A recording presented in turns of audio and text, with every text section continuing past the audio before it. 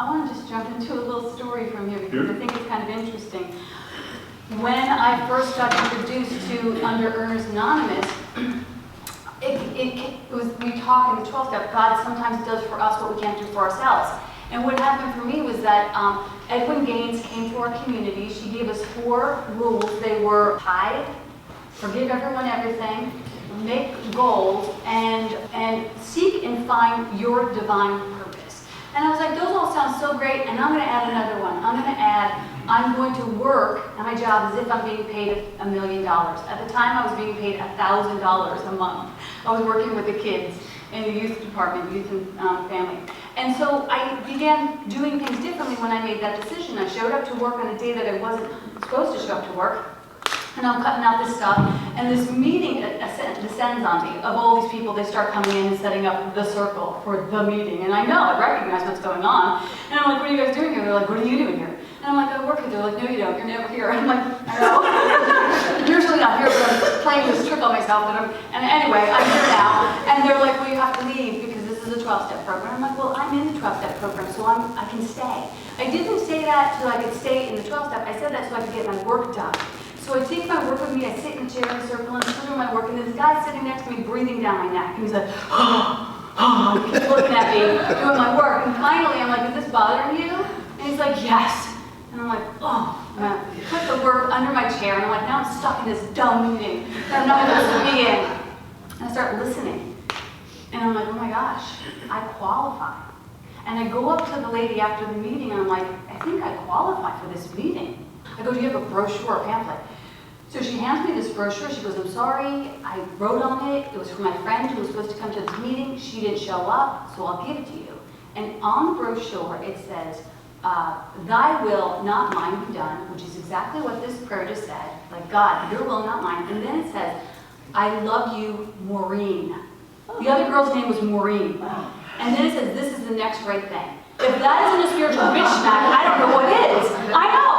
Now, the crazy thing is, I worked that program, but I didn't work it as if God literally sent a note to me. I worked it like, I'm going to do the fun stuff, but not the hard stuff. So after 8 years of staring at that thing on my bulletin board, I'm like, okay, I'm going in. And both these programs are about impeccability, like doing everything and doing it in the order that it's prescribed. So we're going to give you the order that it's prescribed. We're using 12 steps, and then we're going to hang A Course in Miracles on that. Yeah? It's interesting. It's the first time I saw some notes, but I see you've got some references to the Christian heritage.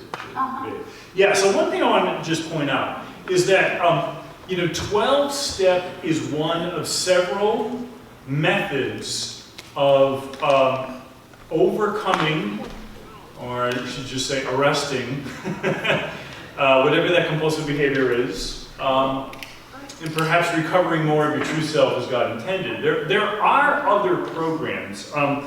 The heritage of 12-step programs is Christian. It is Christian. And it started with the Washingtonian Society, and then it moved to the Oxford groups. The problem for most people with those groups is going back into the early 20th century. They were mainly for white, male Protestants. So they were highly exclusive. And they required an adherence to Christian principles, whether it was sworn or not, I don't know. And so a couple of guys came along later who, at least one had been in those groups, could see why they didn't have a broader appeal and adapted from those groups the parts that he thought would have the broadest appeal. So the heritage is Christian, but all references to Jesus, at least in the Big Book of Alcoholics Anonymous, have been removed, and there's an alternating reference to God, and then sometimes higher power God, higher power God, or God, higher power, to just kind of like be neutral. Course in Miracles, it mentions Jesus 17 times. It mentions the Holy Spirit 759 times, and it mentions God 3,638 times. AA mentions God 134. Yeah, Do you have an app for that? I want to get the app and tell me. I do. I have a concordance that shows the concordance are great, yeah. how many That's cool. ways. So they're both spiritual programs, and that both of them also refer to God in the masculine. Just facts. Not that I have a problem. Those old pronouns. Yeah. Both are spiritually inclusive. You know, they really try to include everyone, even if they use the Christian vernacular, that it can be applied to everyone. So I love that about both these programs, that they're inclusive and that they, like SpeakEasy, or like, doesn't matter where you came from, what you've been, where you've done, who you love, you got a seat here. And both programs have no Indian chiefs. Everyone sits knee to knee and eye to eye. Everyone is an equal teacher. That's an amazing part of both these programs. Anyhow, so the programs, we'll get into the programs. So we'll start with our first step. Yeah? Sure. So there's 12 steps. These are just principles for guiding you to ever-increasing levels of self-awareness of yourself, others, and hopefully perhaps your, I call it source. That's a word I like. It's, I think, very neutral. Your source energy, which of course is God. So the very first thing you have to do is overcome your denial. And you just have to admit you're powerless over your behavior or substance of compulsion, and your lives will become unmanageable. That's the very first thing you have to do. You don't have to swear it in front of 500 people, but you just have to acknowledge it within yourself, that you're powerless over something that you can't control, and it's affecting your life and the lives of others. That's the very first step. Yeah. And in the Course of Miracles, the only thing you have to do is realize you're powerless over everything. That it's not just alcohol, it's everything. That we no longer are large and in charge in trying to push forth our agenda.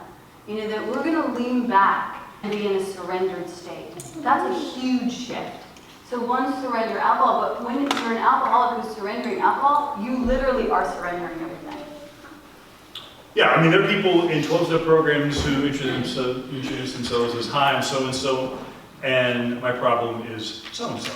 Or, I'm so-and-so, and I'm powerless over everything. There are people who will say that. There are. So that's step one. Step two is came to believe that a power greater than ourselves could restore us to sanity. It's kind of sneaky. They talk about manageability in step one, and they say, it's really insane. Because those behaviors that you think are achieving X are really instead backfiring and achieving just the opposite of what you're hoping to achieve. Yeah. Rather than get rid of the dis-ease or discomfort or whatever is disturbing you, you're only getting more. So you're insane. Yeah, that was a big hurdle for me, and I'm sure for a lot of people, because we don't want to say, I'm insane. But I know, it's like, but in A Course in Miracles, what we know is that fear is insanity. It's the belief in something that's not there, that you give power over your life. So that's insane. To believe that something has power over you that you can't even see, that you can't really actually prove, because you really can't prove your fears. You can maintain a defense against them. Faith and fear ask us to believe in the same thing. So if you think about that, if you think about your fears and how illusory they are, you could say, like, I am schizophrenic. Like, I'm actually projecting these images out into the world that have nothing to do with reality. So that way it gets to be kind of easy to admit my insanity, because my insanity is synonymous with fear. So that prayer we read earlier, that's the third step. The third step is make a decision to turn our will and our lives over the care of God as we understood it. So there's a joke within 12-step programs. It goes like this. 3 frogs were in a lily pad. One made a decision to jump. How many are left? 3. And the reason is? Decision is an action. Yeah, all one did was make a decision. So yeah, that's a decision you make over and over and over again, because you know what? Then you undecided a lot of times. When everything gets scary and uncomfortable, we call it taking your will back. Oh, wait, you don't trust God to do this? Whoa, that's never happened before. I got to do it on my own. God, I know you're there for me, but I'll take this one. And that's a tough step for people. This is where the acronym that I learned in the Course in Miracles for Trust, I think is very helpful. Yeah. To rely upon Spirit totally. Trust, to rely upon Spirit totally. Do I do that? No. I do not. Not totally. I know that's where I need to go. Wound up in a lot of fear, a lot of doubt. I know God is here all is well. And I just have to keep repeating that to myself. God is here all is well. Yeah, and that is pretty exactly the same with Course in Miracles, is that it's asking us to really be consistent in all areas of our lives, not just on the hot and holy hour in the morning, but to really thread it through our lives, to embody it. That's when these principles become embodied, when we go minute by minute with our surrendering of our will. And it is not easy. You know, it is not easy because there are triggers, there are old patterns, there are projections that we carry with us that help us to be distracted and disoriented. So staying awake to it is you know, a consistent journey. Yeah. You know, the one thing I want to add here that I think is fundamental is, and this is, you will attest to, is one of the critical principles of A Course in Miracles, is our sense of self comes from the belief we are guilty because we've separated ourselves from God. If we didn't believe we were separate from God in some way, after all, I have a body. I have a body. How could I be one with God? I have a body. So I'm separate. And along with that separation comes, well, then I have a brain too. And with that brain, I think about myself. And I think about my wants, my needs, quite often to the exclusion of others around me that I affect. And so this works into the fourth step, which is self will run riot, will eventually lead to disaster in your life. And the fourth step, which is made a fearless and searching moral inventory of ourselves, is really that self-examination where we get to see how by pulling ourselves away from God because we don't believe we're worthy of God, God has rejected us, whatever we do, whatever reason we have created a sense of self that has really not served ourselves or others. And in the fourth step, that's where you very, very carefully go back and look at your life and how you live today and understand how behaviors that you once regarded as essential to your very essence are not really working for you. Yeah, it's amazing. That's amazing. In A Course in Miracles, this in AA, it's done with a sponsor, with a friend who's sitting knee to knee and shoulder to shoulder. In A Course in Miracles, this work is done with the Holy Spirit. And so you take your stuff to the Holy Spirit, and you go through and you begin to look at everything with the Holy Spirit and go, you know, why am I triggered by this? Get to the root cause of it. Help the Holy Spirit to give you a reinterpretation of the situation. The Course in Miracles says to us, beware of self-motivated plans. You know, when I shared you that story of, you know, fumbling into a UA, and that wasn't my plan. I had a plan not to be there. You know, I had 100 ways not to be there. But I just started to work some of these principles, and then God put me in the place. And we hear in 12-step all the time, God does for me what I'm not willing to do for myself. And that's not necessarily a bad thing, because God's always willing to do for us what we're not willing to do for ourselves. And all that says is that we have a really benevolent God.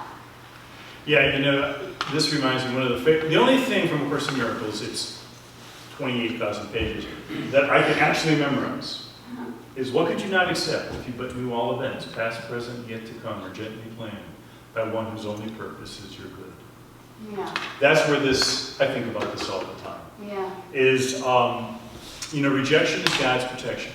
A lot of times when things don't go my way, I think, oh, God doesn't love me, or they don't love me. I just go to, okay, there is something going on here that is always for me. I may not understand it now, but one day it'll reveal itself. And I find great comfort in that passage. If you want to come at somebody and try to heal somebody from your book wisdom or from their neck up without actually having trudged the road of unhappy destiny, you're going to be the unhealed healer. But if you heal yourself first, then you have the capacity to really show up in other people's lives and be a lighthouse. You already have lighthouses in your lives. You're a lighthouse in some areas of your life, but that's the optimal thing for us to be, is to be a lighthouse. And both programs say to us, we carry the message we continue to maintain for ourselves. An idea shared is strengthened. So to be able to actually carry these messages is how we maintain it for ourselves.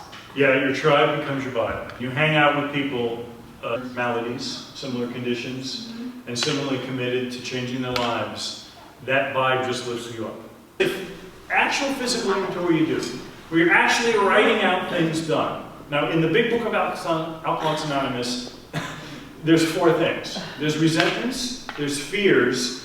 For some crazy reason, sex conduct is singled out, and I think that's because of the author, Bill Wilson. There are a few dalliances, and then harms you've done other. And you actually write this out, and there's a discipline to it, and all that. We're not going to win that. But when you're finally done, you go up to somebody, a minister, a preacher, a good friend, a therapist. You say, can I share my personal inventory for my 12-step program with you? And you sit there, and I did this with a priest at Notre Dame.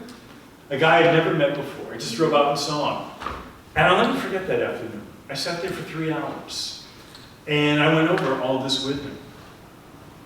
And what I learned is, if there's a name for it, it's been done before. Nobody is shocked by anything. Didn't invent anything new there, Chris? Nope. I'm thinking, oh, I'm so special in all my, shamefulness. But guess what? I'm not.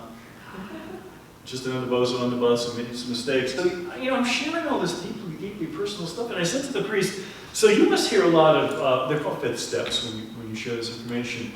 He says, yeah, I've heard a lot. You must have a lot of knowledge about, other people and stuff they've done. It's really funny. But the next day, I forget everything that they said. Wow. And I found that to be true. I've listened to a few 5th steps from people I sponsor. And I'm not sure I could, even if I would, tell you, I don't think I could tell you anything they ever told me in those combined hours. It's sort of like the Holy Spirit comes along and just takes an eraser and says, okay, that was for them then. You don't need that. Yeah. Move on. That's true, because I have no memory whatsoever, number one. And number 2 is, I also know we all fall under the malady of I think way more about myself than anyone thinks about me. You know what I mean? So nobody's thinking about you. You know what I mean? And when you leave, I'm really not thinking about you. Like, all of that is in the past. I'm sorry, but that's really, that's the human epidemic, is that we overanalyze and overthink, and we use these thoughts to prevent ourselves from moving into the present moment. Yeah, I may not be honest, but I am all I got to think about. That's something that, Yes. we just amplify and magnify everything that goes on, and we think that the world is paying as much attention to our stuff as we are, but they aren't. That is the universal addiction, is the thinking, not the drinking, but the thinking of ourselves, our self-centered ways. And they say in the program, addicts are so self-centered. I think that's universal. I think that's the thing that we're actually busting past. There's an expression in AA, if you don't do a 4th, you'll drink a 5th. And I find this to be common among many people that relapse in 12-step programs, is they don't get to this 4th step because it's too hurtful, too shameful to go through this process and then sharing with someone else. But this is the springboard to transformation, is disclosing your past, the things that you've done that haven't served you or others, and having someone else simply hear it, accept it, and from that bottom point, if you can call it that, all you do is go up. Okay. That's been my experience, because then you begin to acquire a little bit of worthiness in the eyes of God, and you stop seeing yourself as always separate from God, separate from others, and you start to see that maybe God's in everything and everybody else, and maybe I'm not that much different than anybody else with everything I've done, and I'm worthy of them, and it's all up from there. It's interesting that you say that, because my 4th step was so long ago that it was a real experiment in vulnerability. Like, was I really going to let someone see the wholeness of myself, and to even call that holy? And I do think it's a great gift that you can give yourself. And I do see why you never want to do that. You never really want to be that visible, So, but I do think that it's a catalyst for so many other blessings. because it's so fearless. It's so fearless and so generous. Not for anyone else, but for yourself. It's like the most generous thing you can do is be like, this is me, all of me. The way God sees us. Yeah, and I'm owning it. The way God sees us. Right. Yeah, last thing I'm going to say here is recovery. It's a very interesting word. What are we trying to recover? Sanity? Yeah. Heaven on earth. What's that? Heaven on earth. That's a great way to put it now. All those things are correct. I believe I'm trying to recover the God state I was born into. I have always been one with God. I have been built to experience peace and joy and contentment in this human experience. I lost it along the way, and I'm on a path that's committed to recovering it. Will I ever get it back fully? Probably not. But as long as I'm striving for it, the peace of God or that heaven on earth or sanity, I'm in recovery. So when you hear people say in recovery, that's where they're headed. It's not just about the drinking or the drugs or the peas or the clothes and the hangers. It's not about that. It's about getting back to what God intended you to be. That we're all capable of being. Yeah. And that we're all one. And one last thing, the programs both have a lot of stigma on them. One is like, you're a crackpot woo-woo, and the other one's like, you drug addict loser. You know what I mean? These are just the way that these are closed. So there's a great, defense to get through in order to actually practice these principles in all of our affairs.